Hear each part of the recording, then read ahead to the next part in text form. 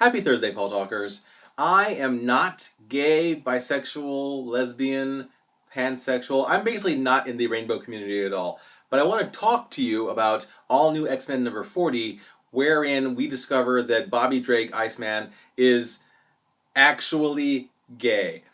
If you'd like to get a queer perspective on this issue, you can check out Rachel Edidin's article in Playboy.com. I'll link to it in the doobly-doo. And in fact, I want to talk not only about all new X-Men number 40, but also Rachel's response to that, and why I'm not going to be talking about the validity of anything having to do with the rainbow community, because I'm not qualified to do that. I think that I can talk about what's going on in terms of narrative concepts. In case you're not aware, Bobby Drake, the X-Man of the original X-Men, has historically had some questions arise about his orientation. He has consistently dated women, but the relationships haven't gone very well.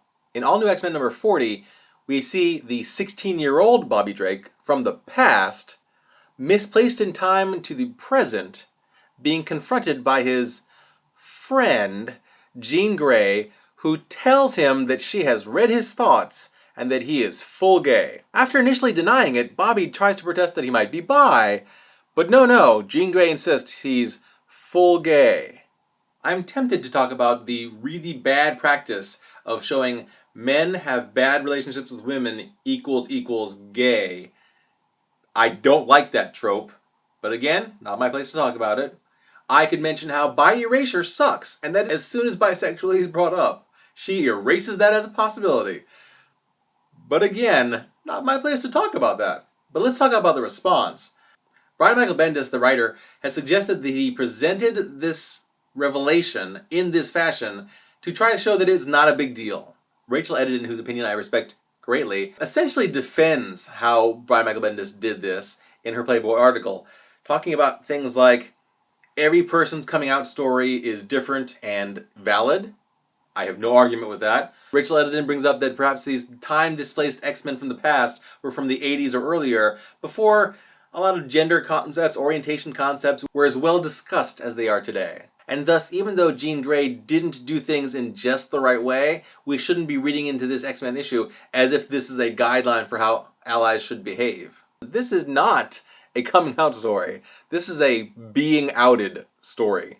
And those are very different. Some people suggest that Jean Grey has no control over her powers, so she can't help reading the mind of Bobby Drake as they are standing next to each other. But here's the thing. We can see and hear things from our closeted friends that might make us think, that closeted friend of mine might be gay, or bisexual, or otherwise queer somehow.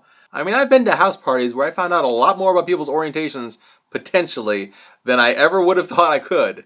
You know what I've done after witnessing some pretty convincing evidence? I have not outed anybody. I also didn't go up to any of my friends and say, hey, I can't help but notice that in mixed company you act straight, but when you're not in mixed company you totally act gay. So Jean Grey's power doesn't make her a jerk. She's just a jerk.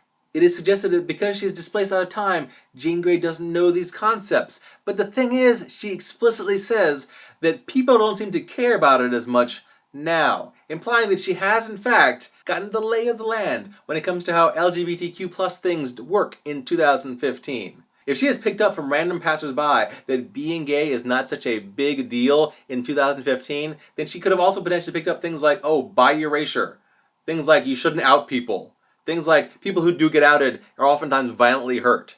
Admittedly, Bobby Drake is always in danger of being violently hurt because he is an X-Man. But still, when you present a negative thing from real life in a work of fiction, over which you have total control, and you don't show critical response to that, you don't show negative repercussions to that negative thing, you are not doing anything beneficial. In fact, you are normalizing that negative thing.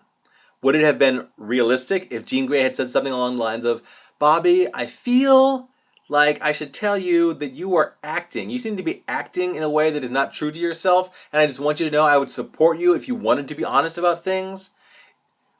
Maybe it would not have been realistic. But I will point out to you that this is a story in which a guy can turn himself into ice and then do waterbending, essentially, and he is talking to a girl who can read minds and then make things blow up with her mind. Realism is not the most important part of this story. I just wish that Brian Michael Bendis didn't find it perfectly fine to have one character out another character against their will, dismiss their own self-identification as bisexual, and then do it all very flippantly before he leaves the run of the story that he's writing. He's leaving stuff for the next writers to deal with. I am delighted that Bobby Drake is canonically gay. That is fantastic. I dislike that this story made it seem okay to do that to your friends against their will. Most of our friends who are closeted do not have super ice powers to protect them. But maybe I'm overreacting. What do you think? Was the story okay? Was the story as bad as I described it? Let me know in the comments below. Or tell me anything that matters to you, because I want to know what matters to you. And if you like this geeky face talking about geeky things, please subscribe if you've not yet subscribed. As always, thanks for watching. Tomorrow will be even better.